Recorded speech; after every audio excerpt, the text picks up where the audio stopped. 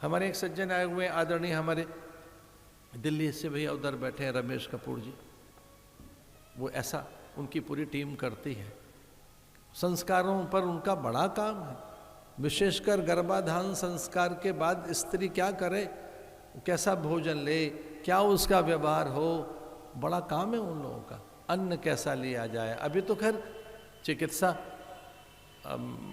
पद्धतियां कहाँ पहुंच गई हैं कि बालक की क्या स्थिति है पता लग जाता है कि किस अवस्था में है, कितनी सांसें ले रहा है, रक्तचाप कैसा है, उसे कोई व्याधि तो नहीं, उस तरह की चीज़ें आज आ गई हैं।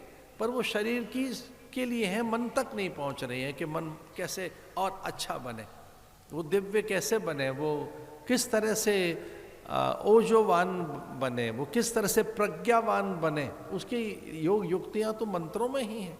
नारद जी भीतर पहुंच गए, गर्भ के अंदर उनकी चेतना, गुरु की चेतना वहां तक पहुंचती है। कछुए और कछुएं अपने अंडों को छुपा के जाते हैं रेत में और ध्वनि से उन्हें पहचान लेते हैं। 250-300 मील दूर तक जाते हैं कछुआ और कछुई, समुद्र में दूर तक चले जाते हैं, फिर लौट कर आते हैं, रेत में जहां अपने अंडे छुपाए उनको ढूंढ लेते हैं। वैसे ही पंछी अपने जो अंडे हैं उनमें से पैदा हो रहे पंछी तक पहुंच जाते हैं ध्वनि से। प्रत्येक जीव में अपनी कोई एक बात है, वैसे ही ये एक है कि जिज्ञासु तक पहुंच जाएंगे ऋषि मुनि, अपने जिज्ञासु तक।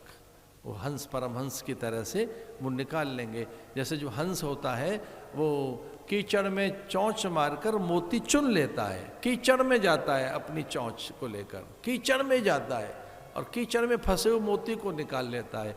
वैसे ही अपने जिज्ञासु को गुरु ढूंढ लेते हैं, वो कहीं फंसा हुआ हो। नारद जी पहुंच गए वहां और नारद जी ने तैयारी कर दी प्रहलाद की। षंड अमर्क से जो पढ़ रहा है उसे नहीं बता रहे वो हिरण्याकश्यपु को। वो तो कहता है श्रवणम कीर्तनम विष्णु स्मरणम पाद सेवनम अर्चनम वंदनम दास्यम। पिता ने पूछा क्या पढ़ा है, तो कुछ उल्टा ही बता रहा है वो। पिता ने हिरण्याकश्यपु ने पूछा गुरु से क्या पढ़ कर आए, वो कहता है श्रवणम कीर्तनम विष्णु स्मरणम पाद सेवनम।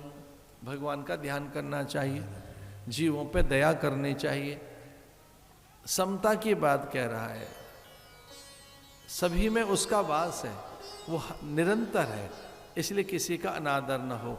वो यज्ञ की बात कह रहा है, वो संध्या की बात करता, सूर्य को अर्घ देने की बात करता, तो फटकार लगाई हिरण्याकश्यपु ने गुरुपुत्रों को कि आपने क्या सिखा दिया इसको, षंड और अमरक को। क्या मैंने तो कुछ और कहा था, आप कुछ और सिखा रहे हैं, उल्टी बात सिखा रहे हैं। लेकिन वो बालक चुनौती बनकर सामने आया और किसी अस्त्र शस्त्र से उसे मारा नहीं जा सका कहीं भी।